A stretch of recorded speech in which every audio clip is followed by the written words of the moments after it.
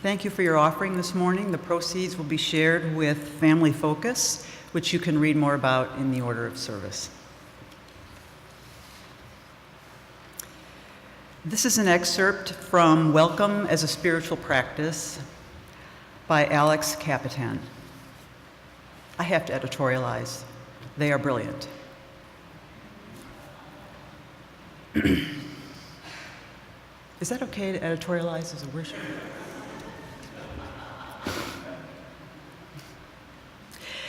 Because I'm in the business of welcome, I hear a lot of stories.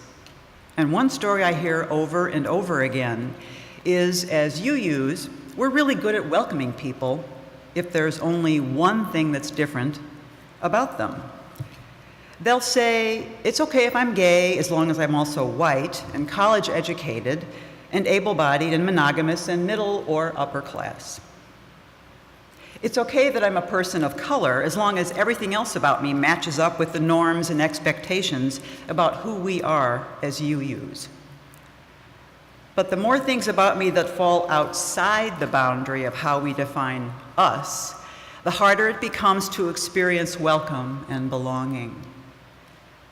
Now, the story hits really close to home for me because even though I was raised in this faith, in Unitarian Universalism, I never found a congregation that gave me that deep sense of belonging. The truth is, when most people picture us and think about who we are, me and my chosen family are not part of the picture. The reason why, I think, is really beautifully illustrated by a framework that comes out of the Episcopal Church. The idea is that there are three phases of welcome: invitation, incorporation, and incarnation. Invitation is represented by the open door. Everyone's welcome. Come on in. But the expectation is that everyone who comes in will adapt to the existing expectations and norms for who we are and how things are done here. Invitation is being welcomed into a church, but not being able to use the bathroom because there's no gender-neutral option. Incorporation is represented by the concept of inclusion and the desire for diversity without real cultural shift. Incorporation is being included in the church because there's a bathroom I can use, and efforts have been made to use language that doesn't divide everyone up into brothers and sisters, for example, but the larger structures of our community and its norms and expectations remain unchanged. Meaning that the church sees a sort of revolving door of people with marginalized identities, but we don't generally experience true belonging as folks with marginalized identities.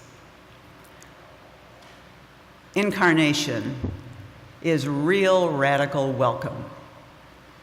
To quote one of our hymns, it's what happens when we are willing to be changed by what we started. Incarnation is about mutual relationship and the ability to be transformed by those relationships. In incarnation, we ensure that marginalized perspectives, values, and gifts influence the very core of who we are, that all people who are part of our community see themselves fully reflected in our leadership and in the culture we co-create together. Incarnation is a church that says, Alex, what does queer Unitarian Universalism look like? If you were the music director here, what would you do? What is your biggest, brightest hope for spiritual community and how we can make it happen together? I need incarnation. I need a community that embraces welcome as a spiritual practice. A community that instead of assuming we're all the same, assumes we're all different, fully values those differences and embraces the possibility of being transformed by them. I need a community where you can be different from everyone else in more than one way, more than two ways. I need a community where we can no longer tell who the different ones are because we're all different. That's what my community looks like. I need this, and I know I'm not the only one here who needs this. For me, the purpose of spiritual community is not to be comfortable, The purpose of spiritual community is to build relationships that are strong enough to hold us when things get hard. The purpose of spiritual community is to practice together what it would be like to build more and more relationships like that until all of humanity, all of life is in right relationship. The Welcoming Congregation program is a way to practice this. The first generation of the program is designed to focus on a particular facet of difference, sexual orientation.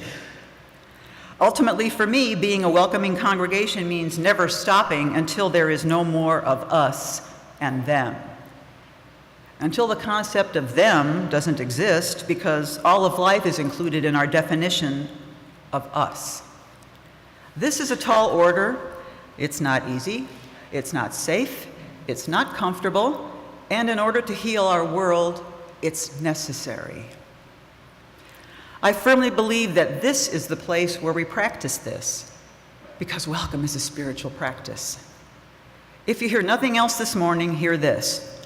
Welcoming is not something you are, it's something you do. It's something we have to practice, and practice means making mistakes. Practice means getting messy, being vulnerable.